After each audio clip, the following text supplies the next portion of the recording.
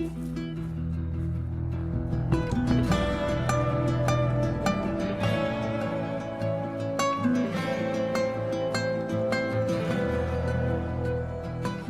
there everybody, this is Alex from Hardcoring Guides bringing you my guide for The Last of Us on Survivor difficulty.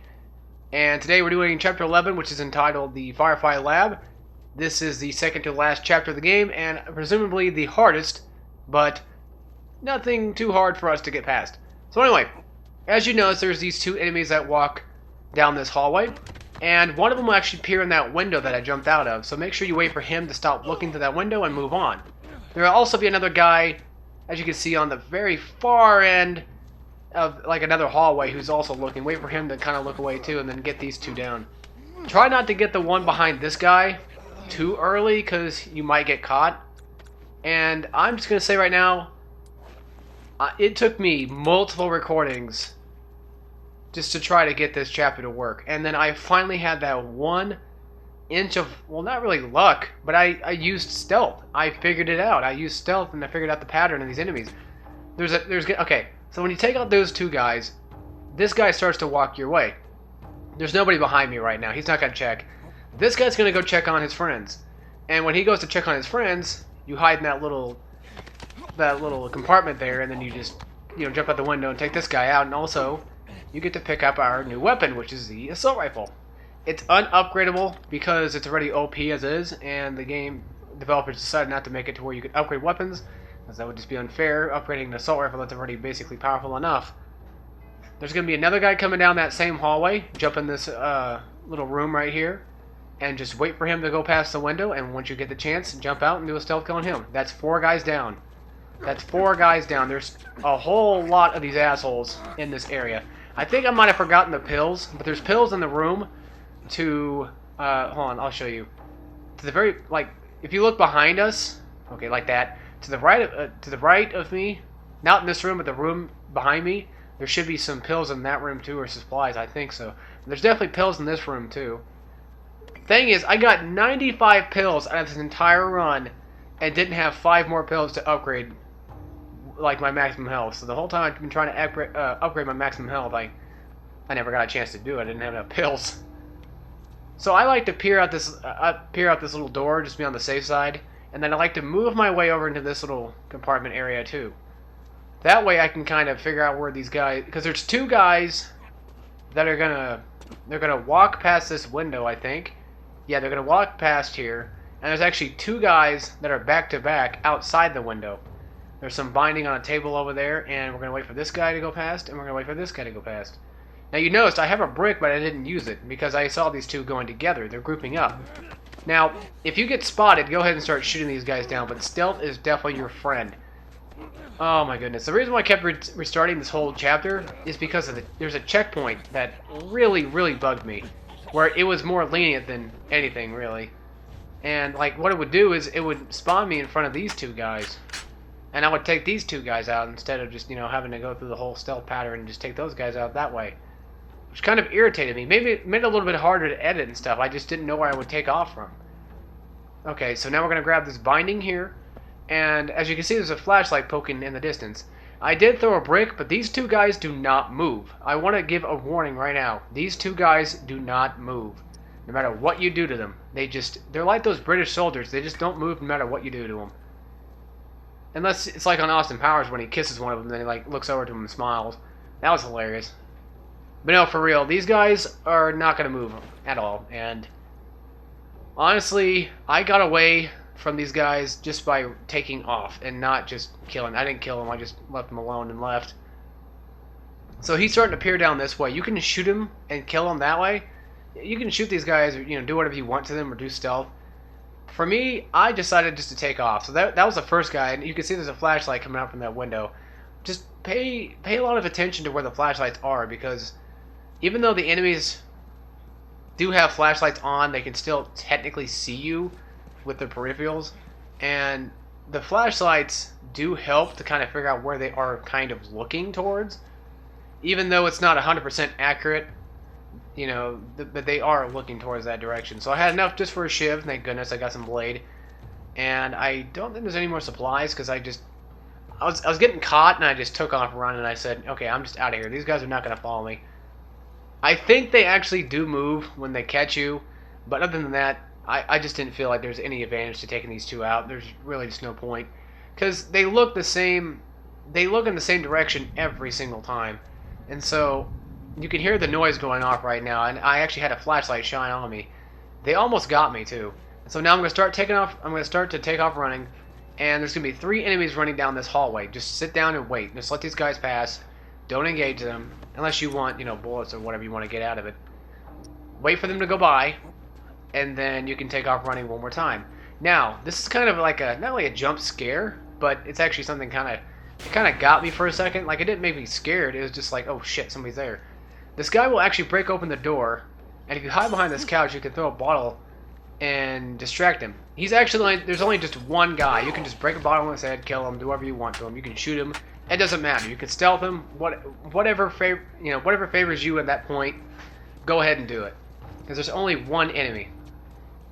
Oh my goodness, this is a very informative. I have to be like extremely informative about this chapter because this chapter was ridiculous, and people got to understand how to do this chapter, and I'm here to explain this for you.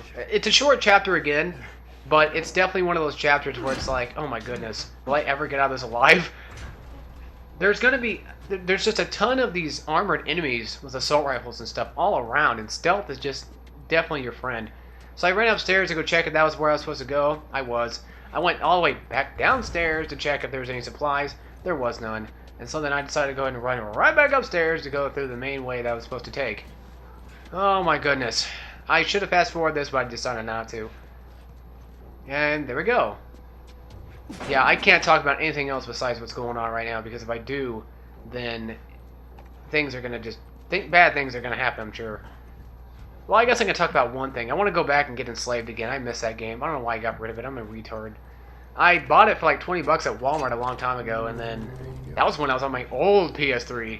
Not this one, not the one before this one, but like before the 2012 version PS3 that I bought in 2012, which was my first PS3.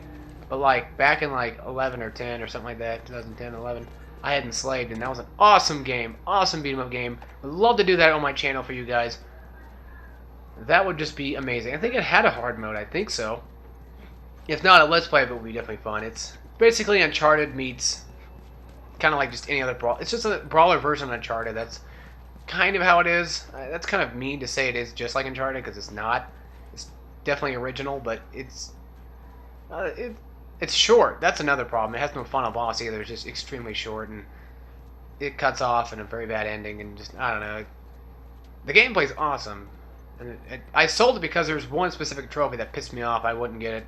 You have to get all the tech orbs 100% in every mission and level, whatever.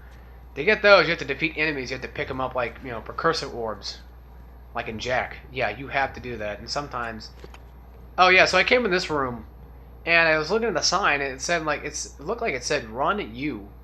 And I'm like, okay, that's kind of interesting. Is that an Easter egg? I thought it said "Freedom" on the bottom of it, but I don't think it did. Yeah, Enslaved will definitely be something fun to pick up again, because I'm starting to run out of games to play.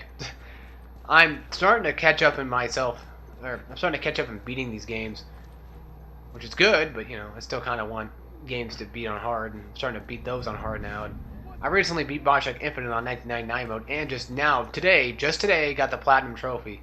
Thank God. I had 2 more trophies to go, which was get on the infusions and do the Heartbreaker Trophy, which was shoot a handman in the heart, but I had to use an exploit to do it, and because I just nobody cares. Nobody cares about that. You know, it's not going to affect anything in 99 mode when I do it anyway. So this is where crap gets really cringeworthy, where it's almost difficult to get past. You don't have to kill all these guys. I didn't kill all of them. I recommend you don't kill all of them, because it's just basically a waste of time and a waste of bullets. You're almost done with the game anyway. You know, mine is just, yeah, just go on your merry way. Wait for that guy right there to turn around, just like the guy we just killed. Just wait for these guys to turn around. If he doesn't turn around, then he comes towards you. Run up real quickly and do a stealth kill on him. I thought for a second that I almost got caught. I could have sworn that I got caught, but I didn't. I got lucky right there. But you can definitely notice by the sound effect that, you know, these enemies are starting to kind of spot me a little better.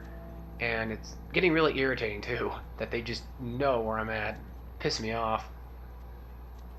And so to the right, there's one guy right there, and I think there's two guys right there. So we have no way of getting around besides jumping out the window. So I threw a brick over there to distract that guy, and of course I caught the attention of those two. I have one smoke bomb, and I threw it right at that guy, and of course, being an idiot like I am, I ran into it, got stunned by it. But luckily for me, these guys are sort of smart, where they'll actually run away from you, in a sense. One thing you gotta take note of is if you shoot them in the leg, it does damage. They don't have armor on their legs, so you shoot them in the legs if you want to get an easy kill that way. I try to go for a headshot. You know, I said, you know what? The door's right there. I'm just gonna leave. And then Joel shuts up another door, which is good. See, this whole part is like, what's the point of killing anybody? Because you're basically just getting close to the end of the game anyway. You know? And of course, here's another artifact thing, and there's no upgrade stations, there's no more pills, there's basically no more supplies. This is just technically the end of the game, so we're practically done with everything. I can just end out the whole thing here, but I'm just going to leave Chapter 12 as is, just so I can have like my farewell, goodbye episode like I said I was going to do. And I'm just going to go ahead and stab this guy right in the throat. This is for everything that pissed me off in Survivor mode. But this was definitely a fun journey, I have to admit. Last of Us is an amazing game. It definitely is worth whatever it's worth right now, which it's been out for like a few years, which is ridiculous. I'm surprised it still is. It's definitely one of my favorite games to play. Although the ending isn't really that spectacular to me, I still think like this part's pretty touching. I like this part, how he just carries her like Sarah. You know, it's just, dare I say, it's cute. I just like how Joel takes care of her as his own. You know, I just want to see what happens to them in Jackson County. You know, and hopefully Last of Us 2 will clear up some things. And I heard some news that, you know, it's going to be totally different people, and they might just show Joel and Ellie for a little bit, and that's about it. But I have no idea. I don't work with Naughty Dog. I have no idea what's going on there. I just hope that Last of Us 2 can definitely break the mold for this game like every Naughty Dog's sequel does. Almost every Naughty Dog sequel is just better than the original. Almost. Jak 2's better, but I mean, like, it's hard. That's pretty much the idea. So anyway, folks, without further ado, I'll see you all in Chapter 12, Jackson County. And as always, take care, everybody.